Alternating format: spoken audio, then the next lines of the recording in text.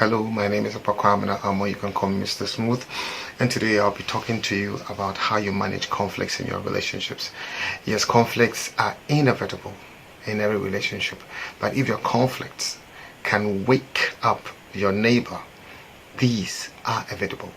But I would define conflict as differences in opinions or in ideas or in wishes or in desires. And these things are normal, they always happen. Meaning some amount of conflicts in any relationship is healthy. Some amount of conflicts is healthy. When conflicts are resolved, both of you live and enjoy the relationship. When conflicts are resolved well, you live to enjoy the relationship well. Now, resolving conflicts in marriages involves arguments. Yes, definitely. When you're going to resolve conflicts, you would argue, and in some cases, you would fight, but without suppressing your anger. You want to deal with the issue. You don't want to suppress your anger, because when you suppress your anger, then you are holding on to the hurt, and it's not very healthy to do that. Our true self and the real beauty of our life is revealed through conflicts and adversities. Without hard times, our real self is never shown. In fact, some amount of conflict is healthy and okay for every relationship, because it gets you to know the person that you are living with properly. Couples who suppress anger are twice likely to face early death as compared to those who express them. If you are suppressing your anger, you die early. Suppressing your anger leads to death. Good. When you have conflict, fight a good fight with your spouse. That could be the key. Fight a good fight with your spouse. That could be the key in bringing some happiness to your marriage. Conflicts actually help couples to have a better understanding of each other. It helps couples to get to know each other better, and it makes them stick together, and may also lead to divorce if not handled properly. So conflicts can lead to divorce. Okay, it may also expose the weaknesses and the strengths of the people in a relationship. And then your temper, your anger, your level of tolerance, and how much you care and love each other is also revealed when there are conflicts. And usually these things are hidden when there are no conflicts. When everything looks glossary, when everything looks fine, these things do not show. But during conflicts, these things happen. Now, when we look at the good book, Proverbs chapter 27, verse 12, it says, "As the fanning is for silver, and the furnace for gold, so is a man to his praise." So it means that silver has to go through a lot of heat to become silver. Gold has to go through a lot of burning and heat to become gold. In the same way, a man has to go through a lot of hustling, a lot of suffering, a lot of conflicts to really come out beautiful. Proverbs chapter 17 verse 3 also says that the fanning pot is for silver, the furnace is for gold, but the Lord actually tries the hearts of men. The Lord himself will try the hearts of men. Just as you burn silver to get the beauty, just as you put fire on gold to get its brightness and its beauty, the same way even our Father in heaven will test us to check our hearts, whether we really are with him. So conflicts are good. God loves you. God loves us all. And the only way you can see his love for you is when you go through adversities and conflicts. This is the only way that your true character comes out, because if you don't go through hard times, your true character never shows up. As adversities either make you better or bitter, depending on how you choose to deal with the adversity or conflict. You don't go looking around for conflicts, but they would come. And it is normal to have conflicts and adversities in life. What are the main causes of conflicts? Pride is one. Pride is one of the main conflicts. main reasons why we have conflicts. And when you read Proverbs chapter 13 verse 10, it says, only by pride cometh contention, but the well advised is wisdom. So contention comes only by pride, and most people who are having conflicts in their relationships is as a result of pride. And if you can bury your pride, if you can slow down with your pride, all the conflicts you have in your relationships will be resolved. The other thing that also brings conflicts in our marriages and our relationships is anger. And Proverbs chapter 15 verse 18 says this clearly. Proverbs chapter 15 verse 18 says that somebody who is always angry, always mad at people, you always stay up rough. It's trying to tell us that somebody who's always angry and fighting would always stir up fights. But somebody who is slow to anger, and there will always be peace around the person. The other point, or the other thing that brings conflicts to our relationships and around us, is hatred. And it is written clearly in Proverbs chapter 10 verse 12. Hatred stirs up strife, but love covers all sins. Proverbs chapter 10 verse 12 is saying that hatred stirs up strife, but love covers all sins. Hatred will stir up strife, but love will cover all sins. So when you love, you don't stir up strife. So hatred is one of the things that will lead to conflicts in our relationships. And then lack of understanding. And in Proverbs chapter 3 verse 30, it is stated there that strive not with a man without cause, if he have done thee no harm.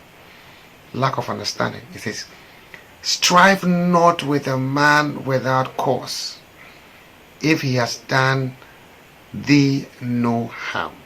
So don't just do things to people when they have not done anything to you. Don't harm people when they have not done anything wrong to you. It's just because you don't understand.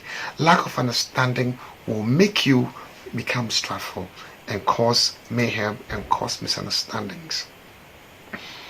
And then also ineffective communication, use of emotional word pictures.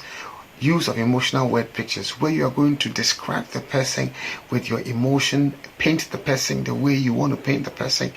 And all these things, like I'm saying, also bring conflicts in our relationships. And harsh words. Proverbs says it. Proverbs 15 verse 1 says it clearly, that soft words, soft answers turns away wrath, but grievous words stir up anger. So it's all there clearly that harsh words would also lead into bringing conflicts. Meddling in other people's conflicts, things that do not concern you. When you go and find yourself meddling in them, you are introducing conflict into yourself. And Proverbs chapter 26 verse 17 says it. Read it. Proverbs chapter 17 verse 16 says it. He that passes by and meddles with strife belonging not to him is like the one taking a dog by his ear. When the issue or the conflict does not concern you and you go and meddle in it, it's like picking a dog or trying to pick a dog by its ear. It will turn and bite you. You end up putting yourself in conflict. So always stay away from other people's conflicts unless they bring you in or you are part of the solution. Keep your cool and always stay off people's conflicts. The other thing that also brings conflict into our relationships is impulsive reactions. And in Proverbs chapter 25 verse 8, it is stated there, go not forth hastily to strive, lest thou know not what to do in the end thereof, when the neighbor has put thee to shame. Impulsive reactions. Very important that you don't go forth hastily to strive. Now the other thing too is Poor communication skills. Poor communication skills can bring conflicts when you don't know when to talk, how to talk, who to talk to, what time to talk, and you just say anything you want to say anytime you want to say it. Can also bring conflict into your relationships. Mistrust. If you don't trust your partner, the fact that you don't trust your partner is also a sign that you don't have a healthy relationship. And then also insecurities. When you feel insecure, you think your spouse is going to cheat on you, or because your spouse is more educated than you are, you think she's going to look down on you. So you create these insecurities and create a lot of conflicts and a lot of troubles in your homes. And then some people also think that their spouse is a little more wealthy or is doing a better job than they do. This may also lead to conflicts because the person feels insecure. And then lack of respect. If you don't respect your spouse, it's a problem. You remember, if you watch the video on communications and effectively and persuasively communicating, I spoke about men requiring respect and women, the greatest want of women being loved. So I said that men, you should love your wives, so your wife should respect you, and wife respects your husband. Without love, you should know that the woman reacts without respect. Without love, the woman reacts without respect. Without respect, the man reacts without love. Without love, the woman reacts without respect. And without respect, the man reacts without love. And when this happens, marriages become very difficult and even may lead to divorce in some cases. So how can we deal with conflicts? So, what are some of the ways that we can deal with conflicts? So what we can do is we can choose to either respond to conflicts or to react to conflicts. If you respond into conflicts, it's just like taking drug and you are, getting well.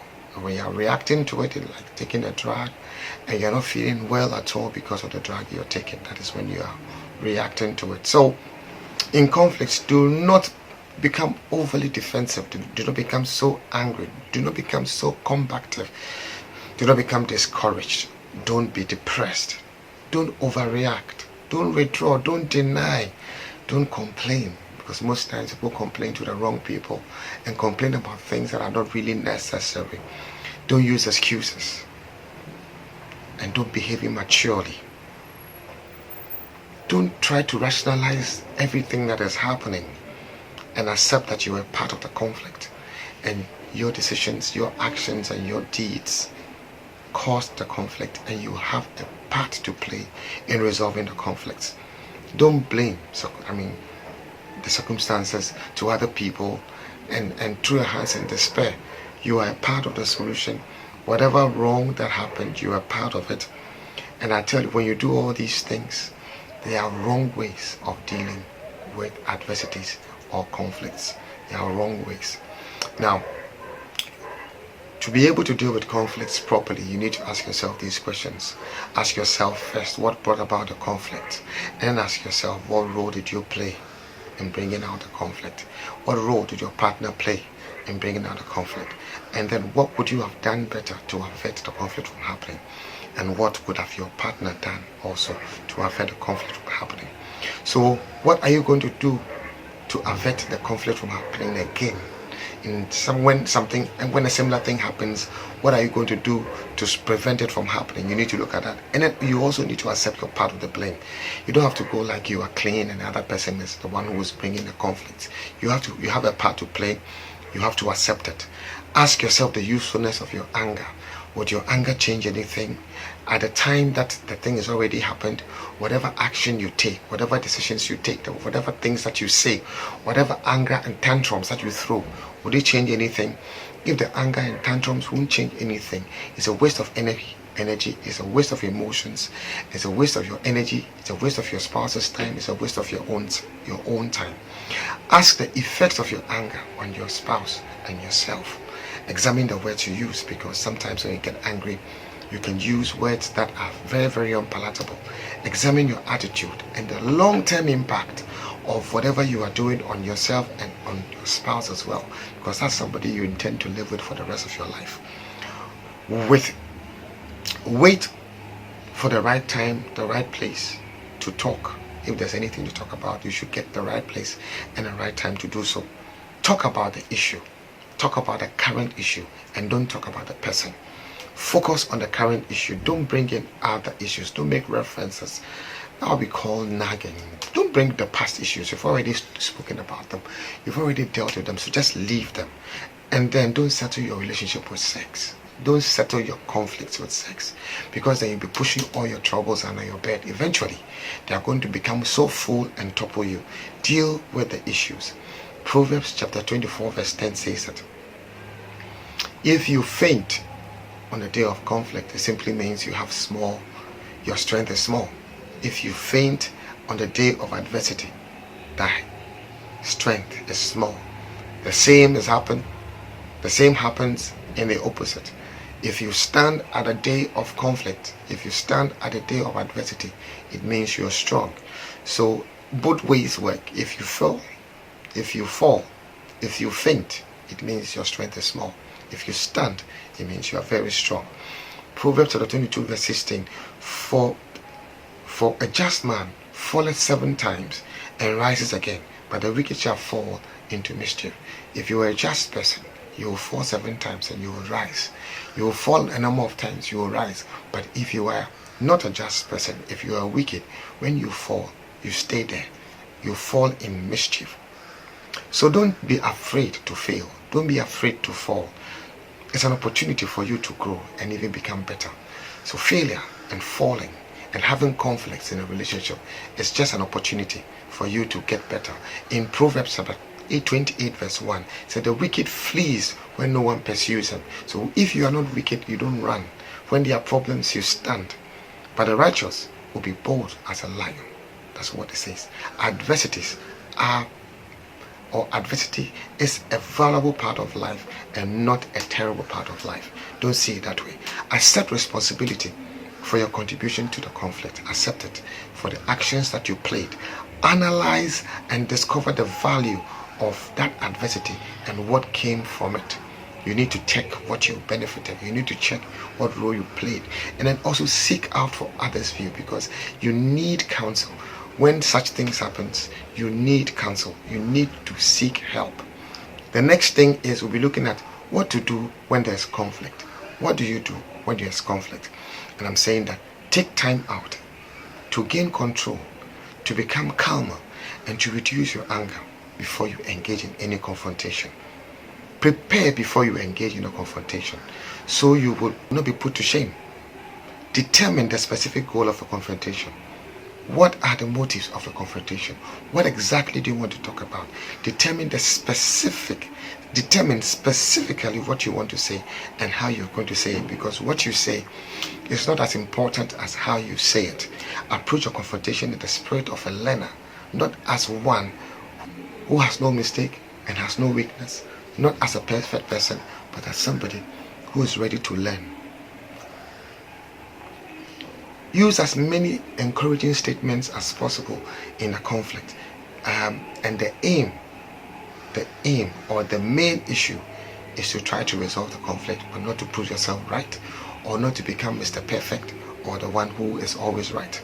Be willing to accept and offer progressive solutions for the issues. Ask for permission to take notes and record, so you can remember all that you said or all that was told you. And once you start recording and taking notes, the person you are speaking to would also check his choice of words, check her choice of words, check the things they say, edit the things they say, because they know you're taking record. And this will not make foul words and bad words be thrown at each other. And this is a very healthy way of handling conflicts. Ask for advice on what to do. Once the person said you did something wrong, ask the person, what should I do? What can I do? What do you think I should do to avert this thing so next time it doesn't come? And take the person's contribution seriously and work on it. Now, when a person attacks you, do not defend yourself.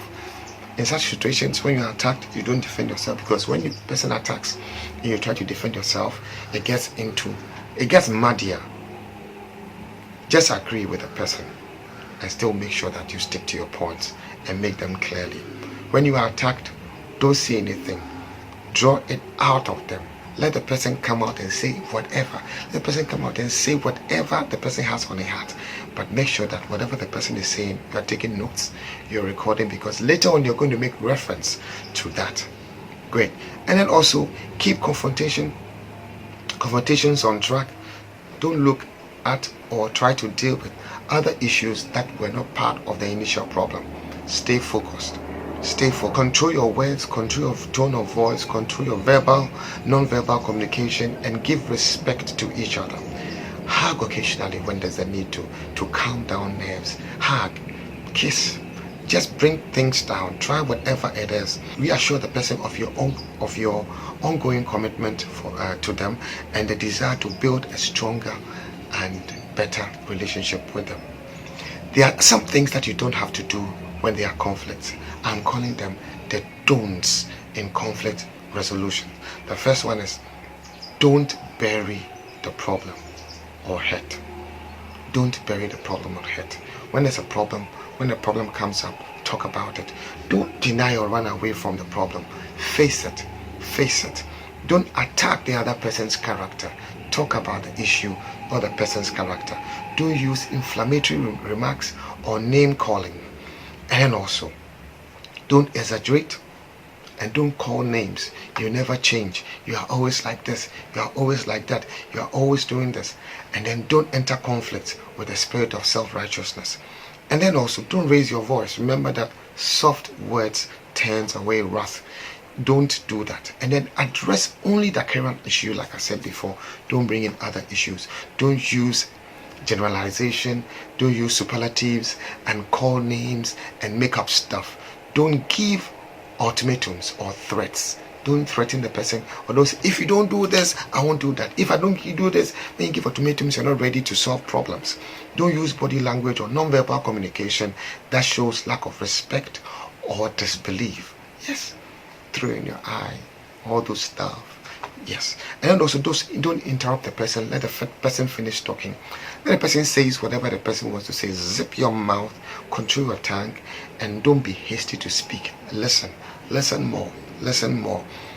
Don't walk away, withdraw, or hang up phone in the middle of confrontations. Don't do that. It shows that you don't trust, you don't believe what the person is saying. So after going through conflicts, can there be any benefits at all? Yes, there can be benefits. When you are in conflict time, you should become better and not bitter. You develop that great character, including patience, courage, compassion, kindness, love, humility, and faith.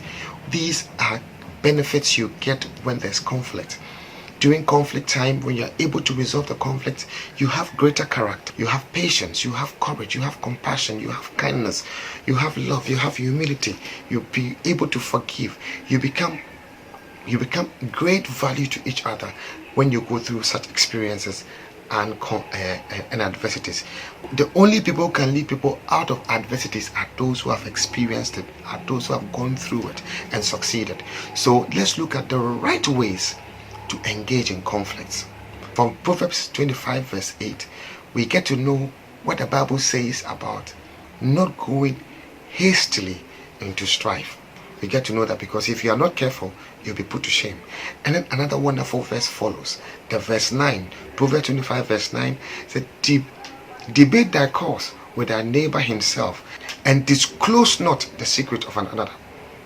Proverbs 25:9, debate thy cause with thy neighbor himself, and disclose not the secret of one another. In times of conflict, do not disclose the secrets that you know about each other. Are Christians listening to this? You are a Christian, and the Bible is saying that when in times of conflict and you know some secrets about somebody that you are in conflict with, do not disclose a person's secret. Are we living it? Is that what we are doing as Christians? So seek out for help and for counsel, and it is written clearly in Proverbs 13 verse 10.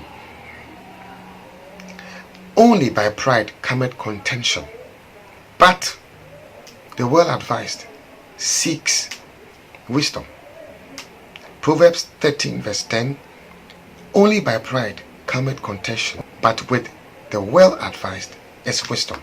So here, the Bible is telling us that It is pride that makes us not be able to deal with conflicts.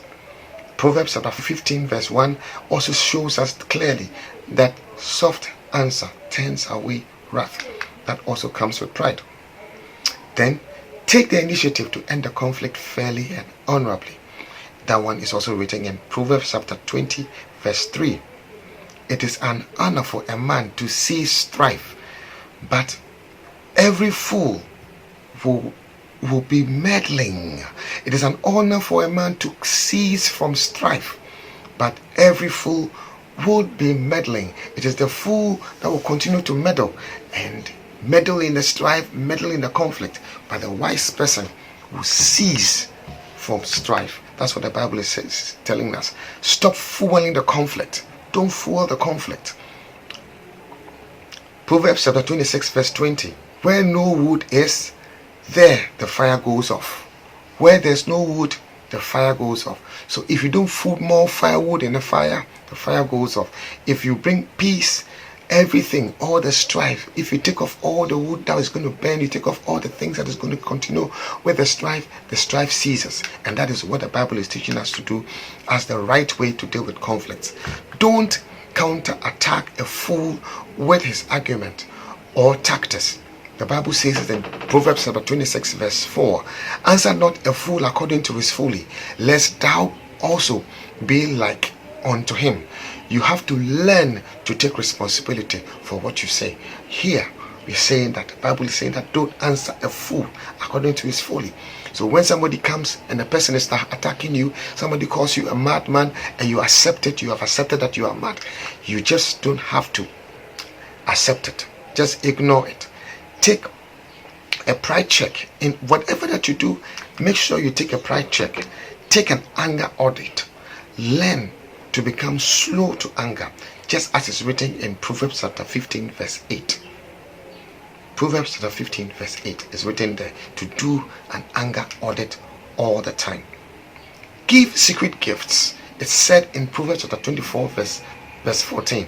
When there are, in times of war, in times of misunderstanding, when you give a secret gift, you tend to pacify the person, and the person slows down, and there's warmth, there's strength, and then there's energy, and everything comes back to normal when you give secret gifts. So in terms of conflicts, it is also good to give secret gifts, because that also brings down whatever tension that is in between the two of you, and that is written carefully in Proverbs chapter 24 verse 14.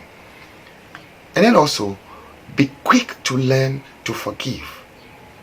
Proverbs chapter 10 verse 12 says it there. Hatred stirs up strife, but love covers all sin. Love covers all sin.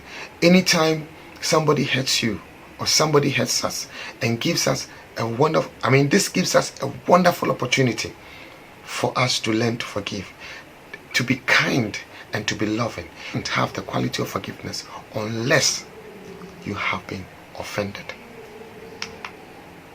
We can never forgive. You can never learn to forgive until you have been offended. So when you are offended, what you need to do is to learn to forgive. This is the only time that the gold of your character can show forth. The only time that the best of you can show forth.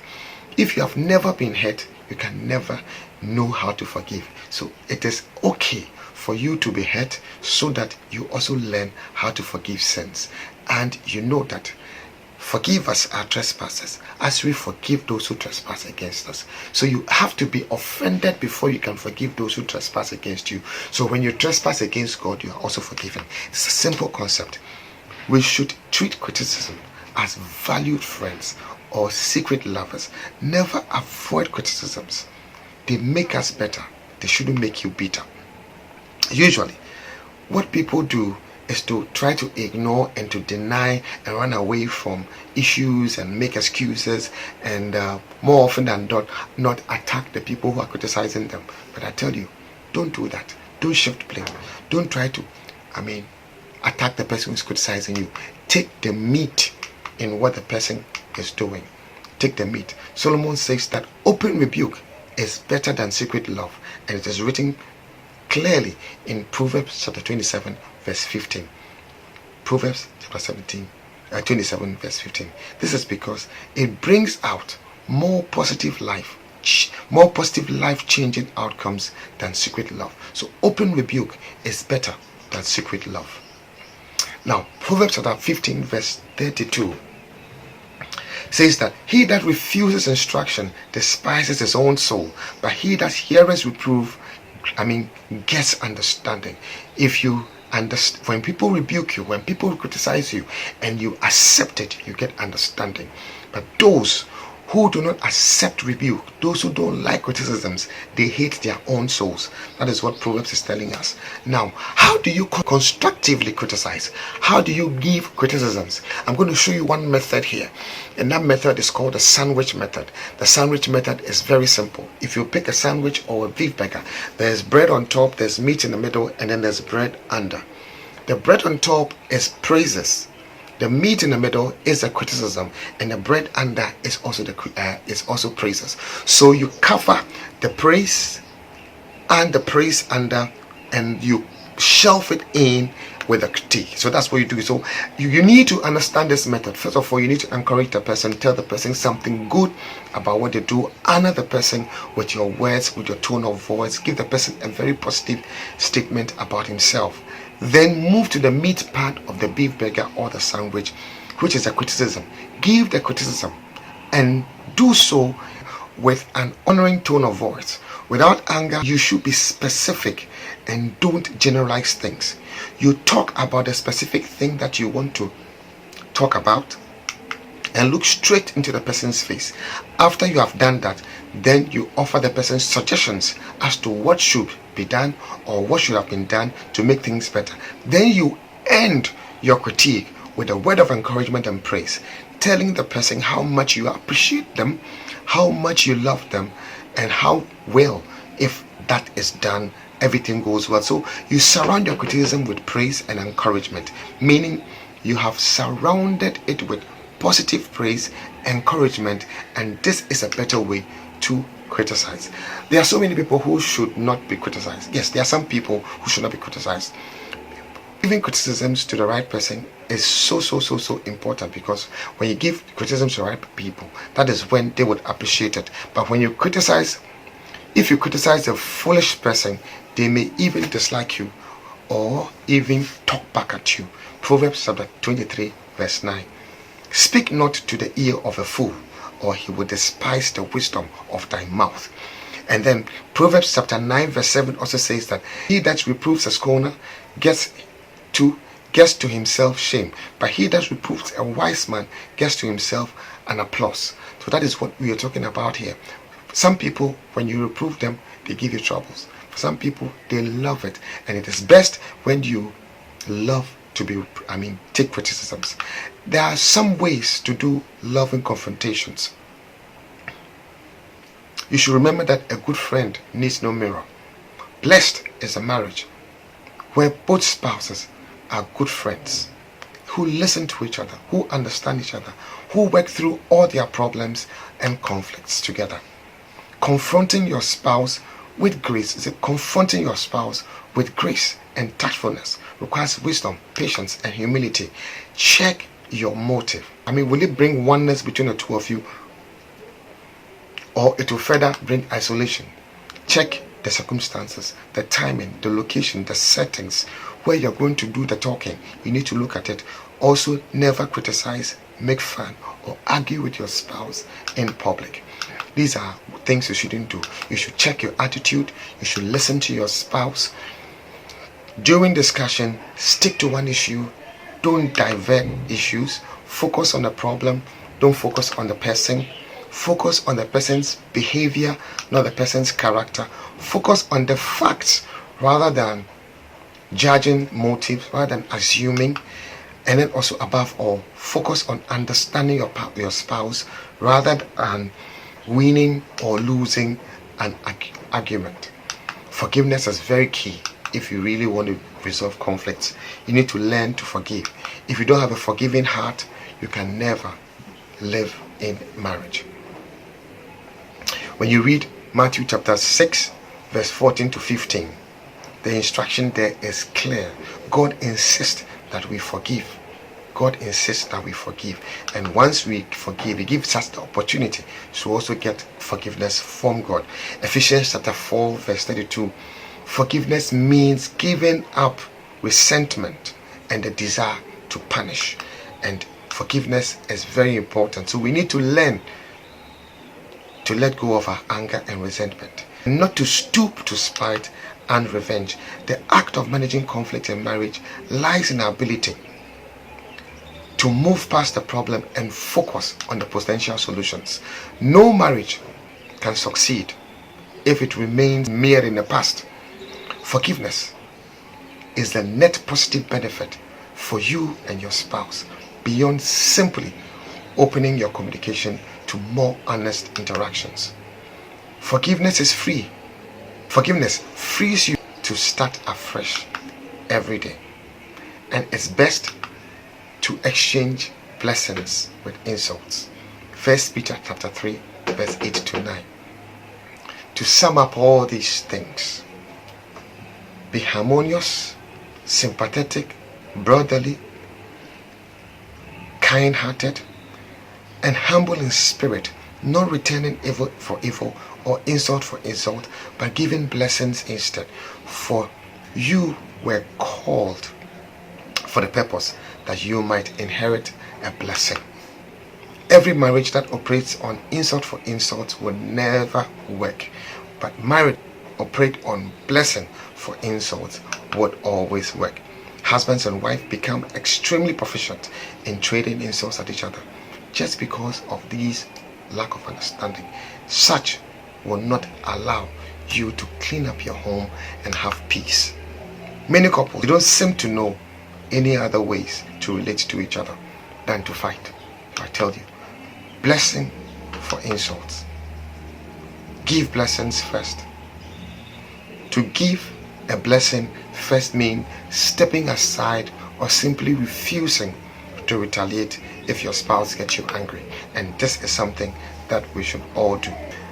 And once we are able to do this, our marriages, our relationships will become better, and nothing at all will shake us. My name is Apakwamina Amo. You can call me Mr. Smooth.